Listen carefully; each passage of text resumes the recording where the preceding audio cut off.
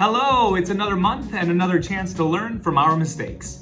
It's November already. The school year seems to be cruising along. That means it's time again to look at a recent teaching mistake and a mindful approach on how to respond. For me personally, we're in quarter 2 of this 2022-2023 school year. That means new students and another 9-week course of health class. We're already busy and hard at work at each grade level. We're examining life skills and related content. In 6th grade, we're checking out wellness. What is health? We're analyzing influences, and that's gonna lead us into decision making with various topics. At the 7th grade level, we're checking out some mental health concepts. That life skill is known as self-management. And then in 8th grade, we've started a goal-setting assignment. We're also going to check into and analyze some social health concepts. The whole time with new students, that means I meet new personalities. So new personalities means I get to try out new things, new lessons. And of course, if I'm trying out new things, that means another chance for me to make mistakes. There's kind of been a theme this school year with this series. I don't know if you've checked out some of these videos I've done each month, but it seems to be focused a lot on student behavior,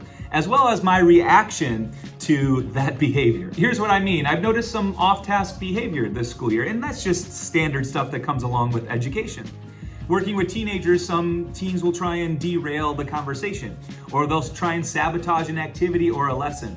That's just kind of par for the course. I've noticed that I'm being tripped up by that, and if I take a step back, I see that I'm not able to get through it very well. I'm holding on to some resentment, and that's not fair to students, and it's also not fair to my own emotional well-being. Some real quick specific examples would be those students that on purpose answer incorrectly. So let's say I pose a question to the entire class here, and I'm looking for just a general response to kind of move a conversation along. Move the dialogue along, whatever discussion we have going on. Well, oftentimes teenagers will do the exact opposite. They'll say the wrong thing on purpose. A lot of times the behavior or the statements are attention seeking, and some of it's just outlandish, So what if I ask the entire class, how do we correctly communicate our feelings in this moment?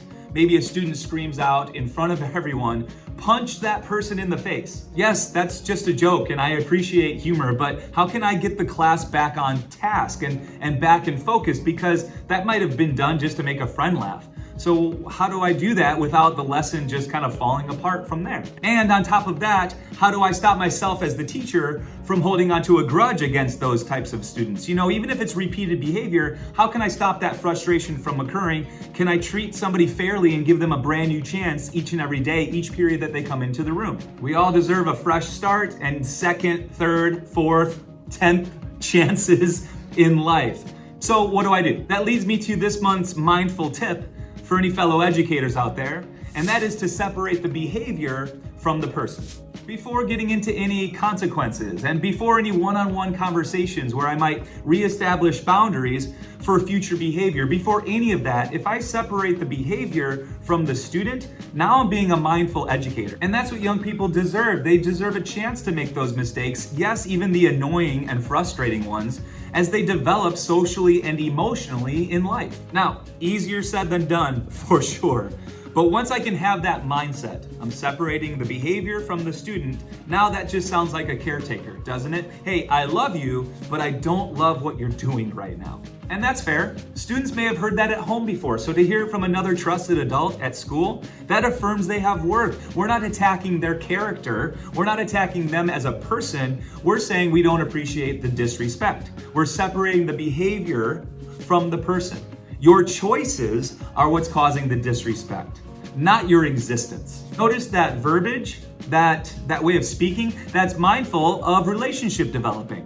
What we're doing here is just strengthening the rapport with students. Separate the behavior from the person.